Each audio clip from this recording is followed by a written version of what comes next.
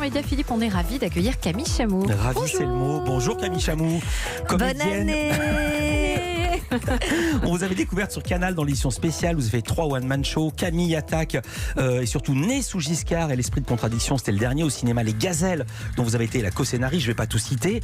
Et là, vous revenez au cinéma pour Sol, un film de Jésabel Marquez avec Chantal Lobby. Ça sort mercredi. Alors on vous connaît pour votre personnage de grande gueule délurée qui dit bonne année.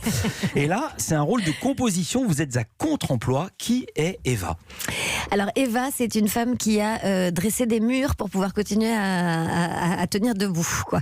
C'est-à-dire qu'effectivement, elle est assez psychorigide, elle élève seule son enfant, elle a vécu un drame dans sa vie, dont elle se remet, et pour avancer, effectivement, elle a que des barrières. Donc, on peut dire le drame quand même. Le drame, bien sûr, c'est qu'elle a perdu son mari et qu'elle élève seule son fils dans des circonstances économiques et sociales un peu étriquées, quoi. Voilà.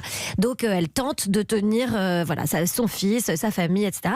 Et elle est très très très cadrée, beaucoup trop cadrée, ultra cadrée. Donc c'est on mange à telle heure, on se couche à telle heure.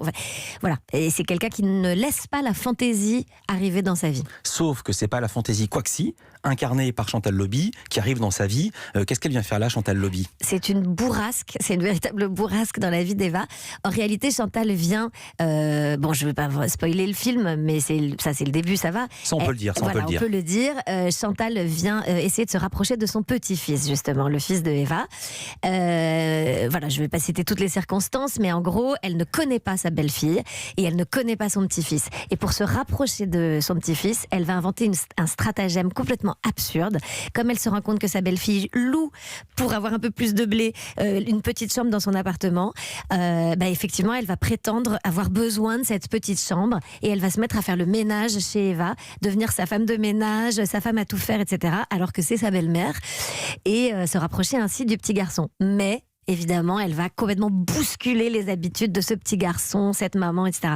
Et ce que je trouve vraiment joli, c'est qu'il y a donc ces 3 générations, le petit, la maman et Chantal, la belle-mère, et 3 générations qui vont s'apporter tout ce qu'elles peuvent s'apporter pour aller mieux, quoi. Bande annonce. Sol Cortés, je suis fan des tangos argentins, j'ai tous vos disques. Je pensais pas qu'on allait me reconnaître ici à Paris. Pourquoi t'es revenu? Je vais rencontrer mon petit-fils. T'as pas peur qu'elle t'empêche de voir le petit? Excusez-moi.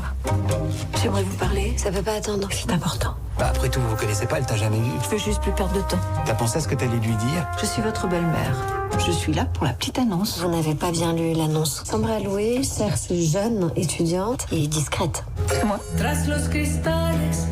Je suppose que t'as toujours rien dit. Pourquoi? On est bien comme ça.